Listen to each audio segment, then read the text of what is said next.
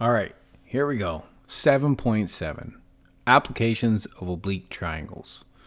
This, ladies and gentlemen, is not only the last lesson for the unit, but it's actually the last lesson for the entire course.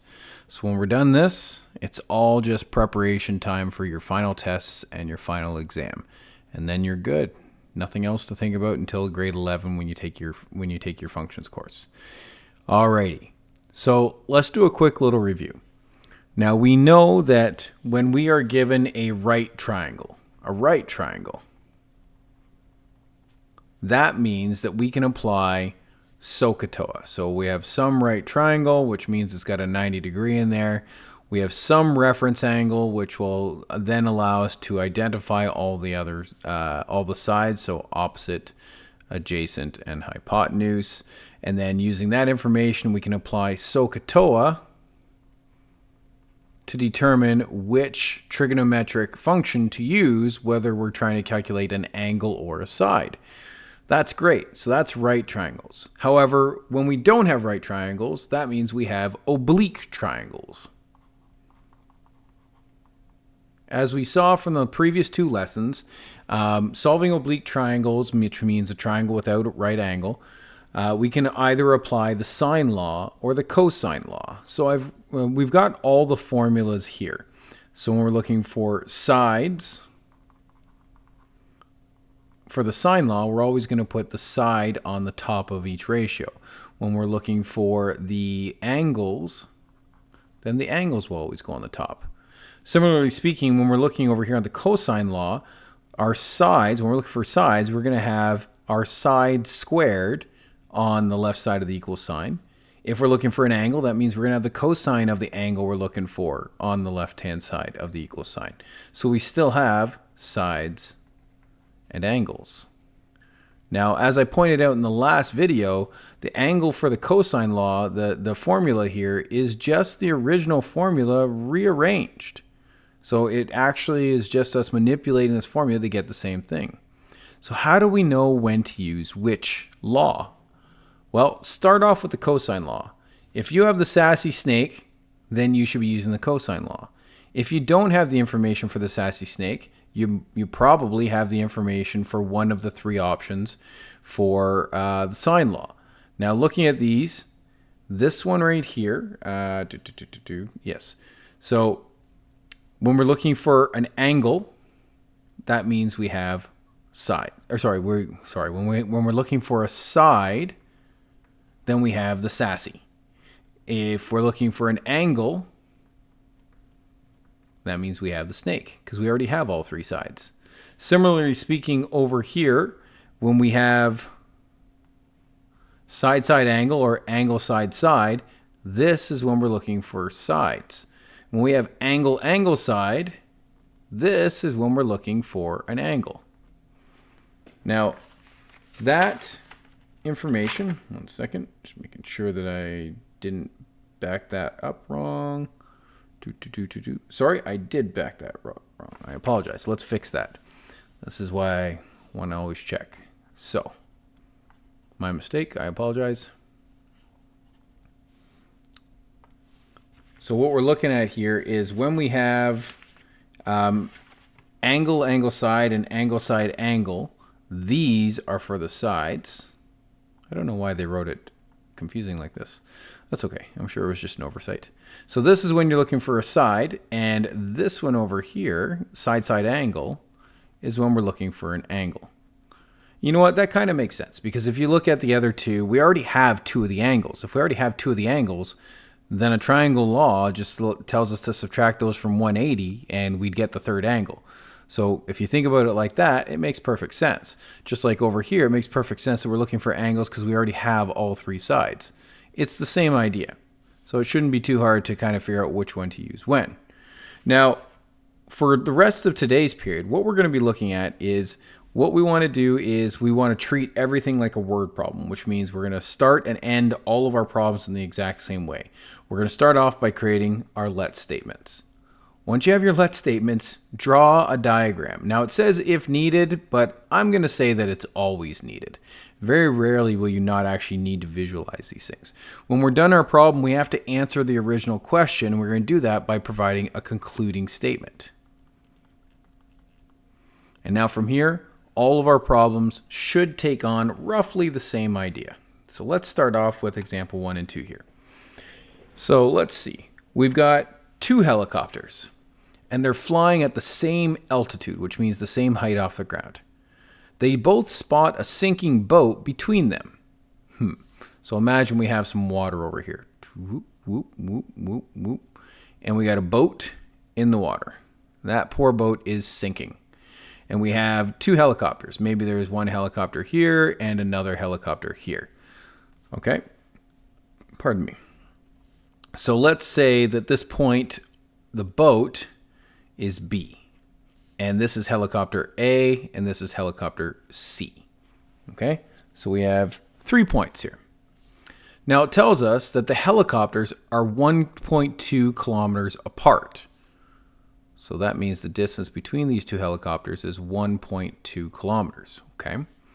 And the angles of depression to the boat, which means from A, if I look down towards the boat, remember this is a horizontal line, if I look down towards the boat, that angle of depression is 53 degrees. And from the other one, the angle is 42 degrees.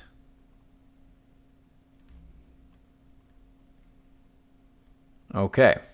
Now it says find the distance from each helicopter and determine which helicopter is the closest.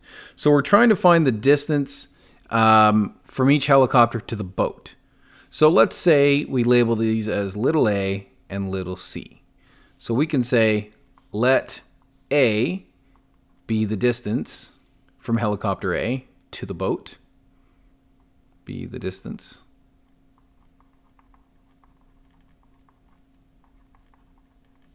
Helicopter A to the boat.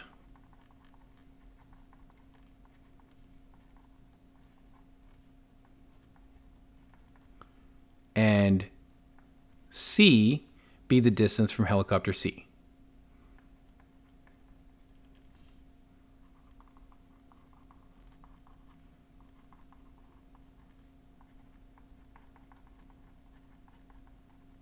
There we go. All right, so we have all of our information. What can we do to actually calculate these? Well, I can tell you that we have angle, side, angle. Angle, side, angle. What does that apply to? That applies to the sine law. It's not a sassy snake, so it applies to the sine law. So we got to look up and see what ratios do we have versus which ones we need. Now, in order to do this, I need a complete ratio, which means a side with an angle. I don't have that, at least not directly. Can I figure it out? I certainly can. Look.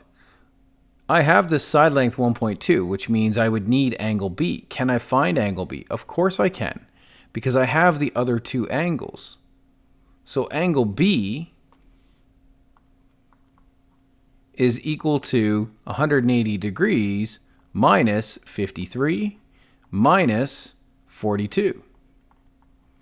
So that's 95. So that gives us an angle of 85 degrees. So now we know the angle there. Let's put this back over to this. So we know that this is 85 degrees. You know what that means? It means we have a complete set. Now we can calculate both of the other sides using the sine law. So 53 with its side of A and 42 with its side of C. So we can calculate this. This is going to take us two calculations, but that's okay. So let's say we're calculating for side C first. So that means we have C over the sine of its angle, which is 42, is going to be equal to my complete set, which is 1.2 over sine of 85. And then we solve. So we have C is equal to 1.2 sine of 42 over sine of 85. So what is C going to be equal to? C is going to be equal to about 0.8. Does that make sense? Yeah, it does, because our largest angle is across from our largest side.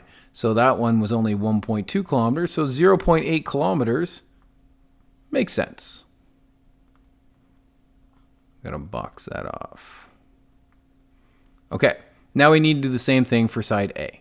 So we have A over sine of 53, its corresponding angle, is equal to 1.2 over sine of 85. And there we go. And we isolate, we find A. A is going to be equal to 1.2 sine of 53 over sine of 85. And now we can calculate this one as well. So A is going to be approximately 0.96 kilometers. So now we have our concluding statement. It says, find the distance from each helicopter and determine which helicopter is closest.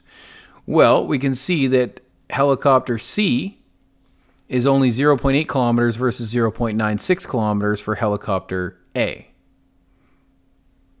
Let me just write this a little bit better. Oops. Undo.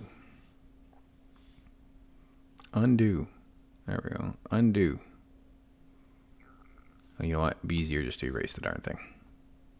There we go. Let's go back to our regular pencil. Can always tell when it's starting to run out of memory. There we go. There we go. So we have A is equal to 0.96 kilometers. So therefore, find the distance for each boat.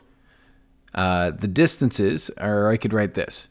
Boat or helicopter C. Oops. You know what? Let's just learn how to spell. That'd be better, Mr. Lane. So helicopter C is only 0.8 kilometers from the boat.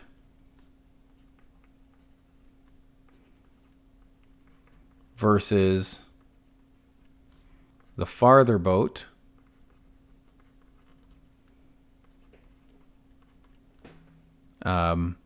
helicopter versus the from the boat versus the farther helicopter.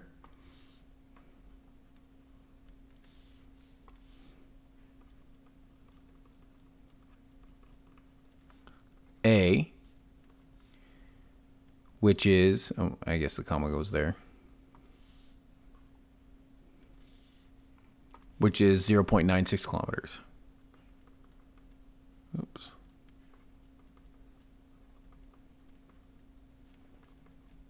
From the boat. There we go. So I purposely made a therefore statement that answered both questions at once. It told the distances for each helicopter, and it also said which one was clearly shorter. Okay, let's go to the next one. So the posts of a hockey net are 2 meters apart. A player tries to score a goal by shooting the puck along the ice from a point 4.8 meters from one of the goal posts and 6.7 meters from the other. So imagine our goal posts are here and here. We know the distance between them is 2 meters. We know that we have a puck that's shooting from a distance of 4.8 meters to one post. Wow, that was an impressively terrible line. So that's 4.8 meters and 6.7 meters from the other one. So what do we have here? So it says, within what angle must the player shoot the puck? So the goal is to score, which means any angle within this range would get between the posts. So what it's really asking us for is this angle right here. And it says round to the nearest one decimal place. So let's label our triangle as A, B, and C. So what it's really asking us for is angle C, because it wants to know what range we have to shoot in. So in order to solve this problem, we got to use, it's not a right angle triangle, so that means we have to use either the cosine law or the sine law. Well, I'm looking at this and I see side, side, side. So it's the snake, which means the cosine law.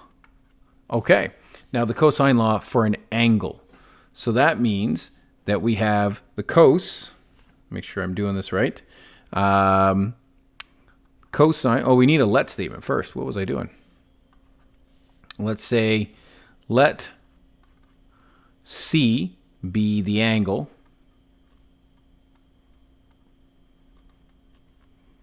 Does this person have a name? No, the player must shoot within.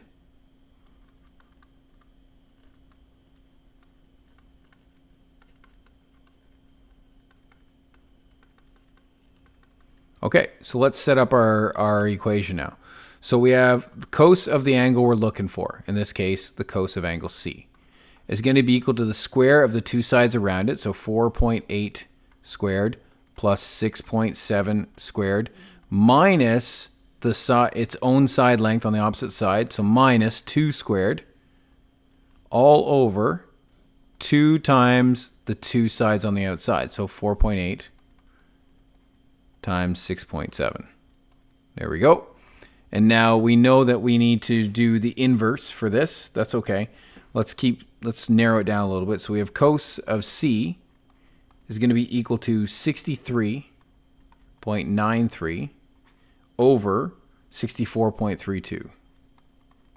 Pretty close numbers, but they are different, which means C is going to be equal to the inverse cos of this. So 63.93 and 64.32.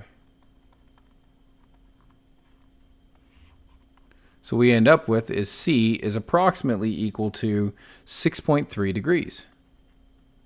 Now it says within 1 decimal place. That's why we went with the decimal this time.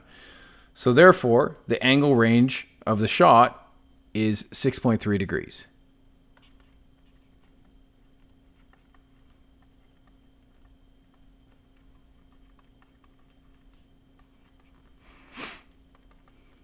.3 degrees. Awesome. So that is a first set of questions. We got a few more that we're going to do. 3 more. We'll do 3 more. Let's start off with example number 3 here. Yeah, I think that's probably good. Okay. Let me just go up a little bit. So we have Miss S. Not pointing any fingers. You'll never know who that is. Okay. So we have Miss S is walking in the park. On the first part of her walk, she travels 400 meters along a path from the parking lot to the ice rink. Okay, so imagine this. She's leaving the parking lot and she travels 400 meters to the ice rink. So let's say this is P and this is I. So she traveled 400 meters. All right. Then she turns and walks 500 meters along a different path.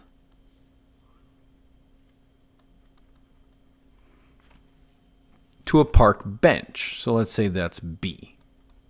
To a park bench. Making an angle of 54 degrees between the two paths. So 54 degrees between the two paths. It looks like my line should have actually went down here a little bit, but that's okay. All right. She then turns and walks a third path back to her starting point. So she's going back to the parking lot. Okay. That's all they told us so far. Now it says, what is the total distance of her walk? Well, I know she took 400 meters in the first phase and 500 meters in the second phase, but I don't know the third phase. So that's the first thing. So let's say, let I be the distance from the bench to the parking lot.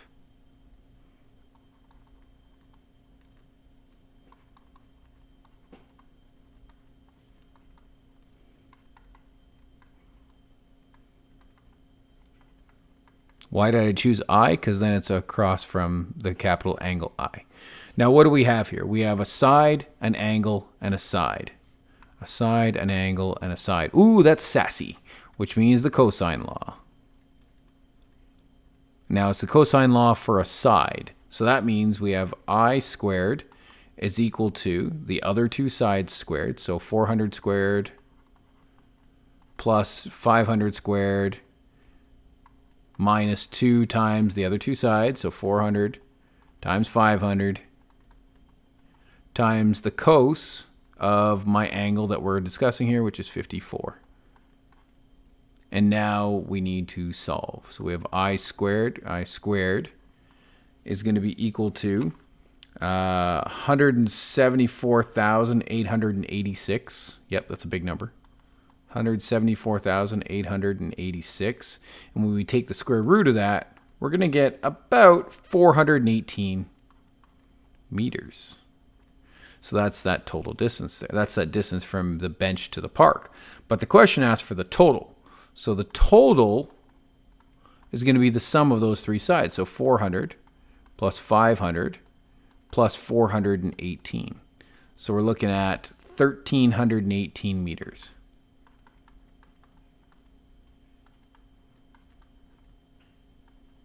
A little over 1.3 kilometers.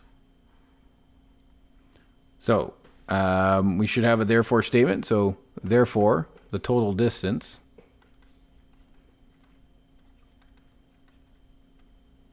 walked was 1,318 meters. All right. Part 2, Part B. What are the measures of the two remaining angles in the triangular area formed by Miss S's walk?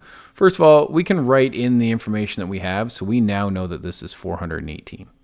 Okay? That might help us with future calculations. So let's figure out what we need. We need to find angle P, and we need to find angle B. Okay. So, what do we got? Well, we still have side angle side. We're trying to find our angle here, so we can now apply our, we actually have all three sides now, side, side, side, which means we can actually apply the cosine law. Where's my red? So now we have side, side, side. So we can apply the cosine law again, but now with the alternative formula. So let's solve for, which one do we want to solve for here? Let's solve for the bench, the angle of the bench, okay? So that means that we need the cos of angle B is going to be equal to, okay, so we're looking for the cos of angle B. So the sides around it squared, so 500 squared plus the other side, which is 418 squared, minus the side for itself, which is 400 squared, all over 2 times 500 times 418. Okay. When all's said and done, we're going to end up with, let's see, where are we here? A very big, very big value here.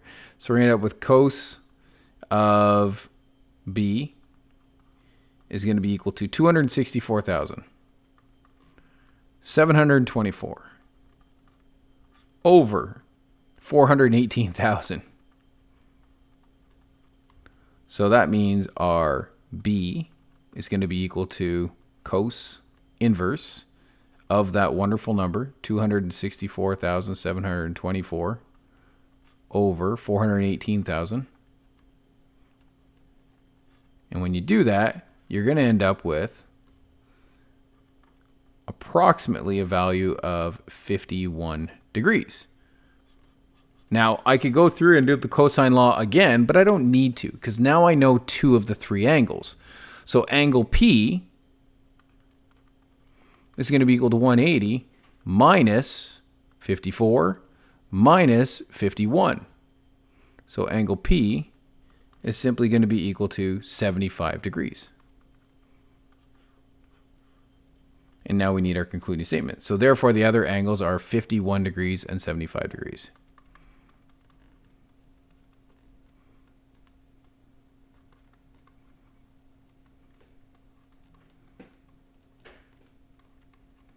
There we go. Only 2 questions left, and then we are done. Okay.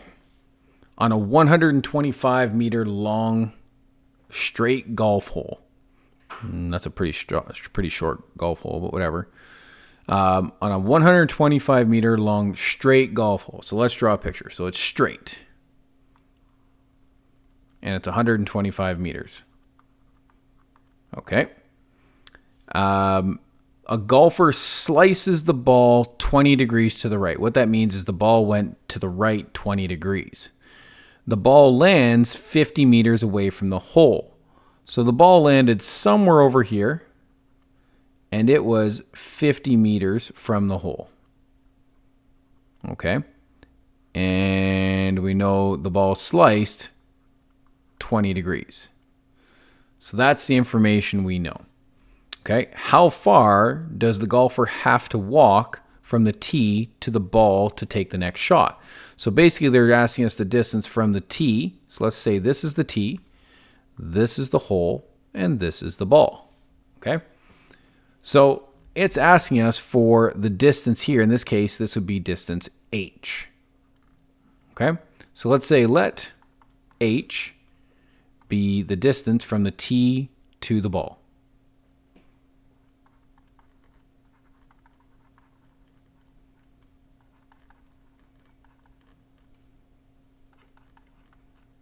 To the ball. Okay, so now that we have that information, we should be able to plug it in. Now, what do we have? Well, we have angle side side, or side side angle. Now, can we apply that? Yeah.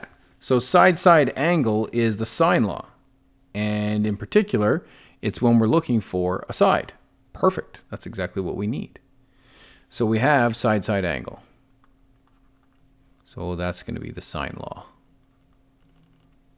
So we're looking for h and its corresponding angle, which is h.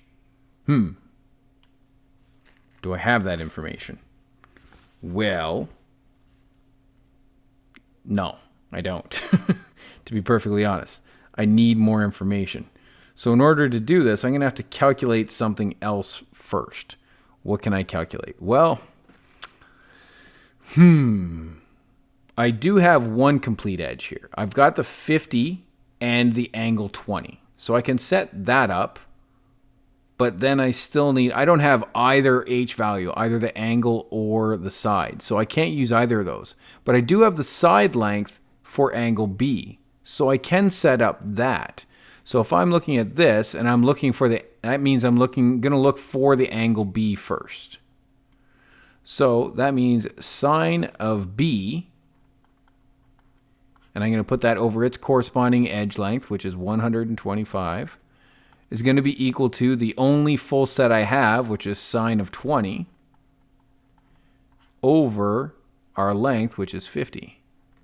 Now we need to isolate and solve. So we have sine of B is equal to 125 sine of 20 over just a value of 50. So now we just need to solve. So B is equal to sine inverse of this whole thing, 125 sine of 20 over 50. So we end up with B is going to be equal to approximately 59 degrees. Now, since we know B, we can actually calculate H as well. So angle H is going to be equal to 180 minus 20 minus 59. Oops, I didn't need to do that degree at the end there. What does that give us? It gives us a whopping value of 101 degrees. So that means we have that side as well. Oh, great. Now I have one of the values for my unknown. Now I'm trying to calculate H. So I can set up my equation. So I have H over the sine of the angle, which is 101, is going to be equal to the side, which is 50, over its corresponding, which is sine of 20. There we go. And now we just need to solve for H. H is going to be equal to 50 times the sine of 101 over sine of 20. Now, When we do this, we're going to end up with h is going to be equal to approximately, let's see, 143 meters. Yep, that's right, 143 meters. So it says, how far does the golfer have to walk? Well, the golfer has to walk 143 meters. Therefore, the golfer must walk 143 meters to the ball. Okay. Last one. Two angles of a triangle are 30 degrees and 65 degrees. So let's draw those out. Okay. So let's say we have something like this. Oops. Like that. So let's say this is 30 and up here is 65. Okay. And the longest side is 25. How long is the shortest side to one decimal place? First of all, let's figure out our other angle. So let's say this is triangle ABC. Okay? We need to figure out what angle C is, but luckily it's a triangle. And we know that all triangles add up to 180 degrees. So if we think about this, that means angle C is equal to 180 minus 65 minus 30. So that's 180 minus 95. So that's going to end up with angle C is going to be equal to 85 degrees. Is that helpful? Well, it definitely is. So now that I know all three angles, I also can say, well, which one is the biggest? Well, 85 is the biggest. That tells me that the longest side is always across from the largest angle. So that tells me that the 25 is going to go right here, even though the 85 is going on down there. There we go. So we have another angle and we have a side. Okay, so what can we calculate? Well, I've got three angles and I've only got one side. So I have angle, side, angle. That's useful, okay? Angle, side, angle is what we can use for the sine law. So we have angle, side, angle.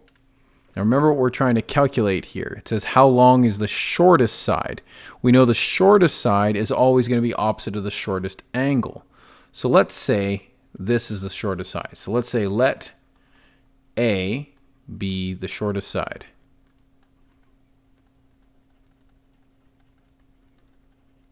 Which is across from the 30-degree angle, since the other two are bigger than that. So we're trying to solve for A. So if we circle what we have, or what we need, we have this ratio right here, A and 30, and we also have angle C's ratio. And we're trying to find for a side length. So that means we get A over, what is A over? A is over the sine of its angle, so sine of 30.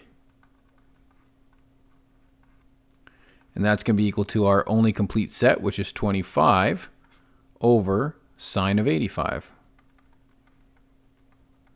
There we go. And now we solve for A. A is equal to 25 times the sine of 30, all over sine of 85. When you're done that, you're going to see that A is going to be equal to approximately 12.5 centimeters.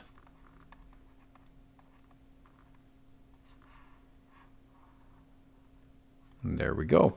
How long is the shortest side? So therefore, the shortest side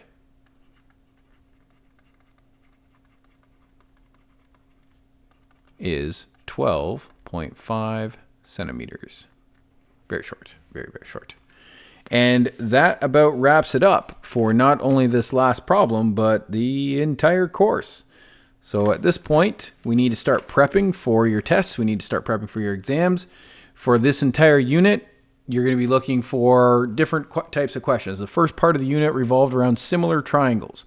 So first you have to prove that a triangle, the two triangles are similar. Once you've done that, you create your ratios between the triangles, and that will allow you to solve for any side lengths in there, okay, or angles as well. We know that K is our scaling factor. If we have the area of one triangle, we can multiply that area by the square of the K factor to get the area of the other triangle. Great. After that, we learned about the primary trig ratios, sine, cos, and tan. And we learned that we could only apply those using SOHCAHTOA on right-angled triangles. And then in the last two lessons, prior to this one, we learned about the sine law, which is when you have, let me just make sure that I get this all right, so I don't want to confuse anybody. So we can apply the sine law when we have either the side-side angle, an angle-side angle, or an angle-angle side. And then finally, yesterday's lesson was all about the cosine law. And we can do that whenever we have the sassy snake. If you start with that one, if it doesn't have the sassy snake and you can't calculate the sassy snake somewhere easily, then it's probably going to fit the criteria for the sine law, which means you'll have the information to calculate things in that direction. And then that was pretty much it. Word problems are always the same as they always have been. Start with a let statement, end with a concluding statement, set up any equations you need to do, isolate or substitute to get to whatever value you need to get to. And that's it for everything. Not just this, but the whole course. Good luck on your exams. Good luck on your final test.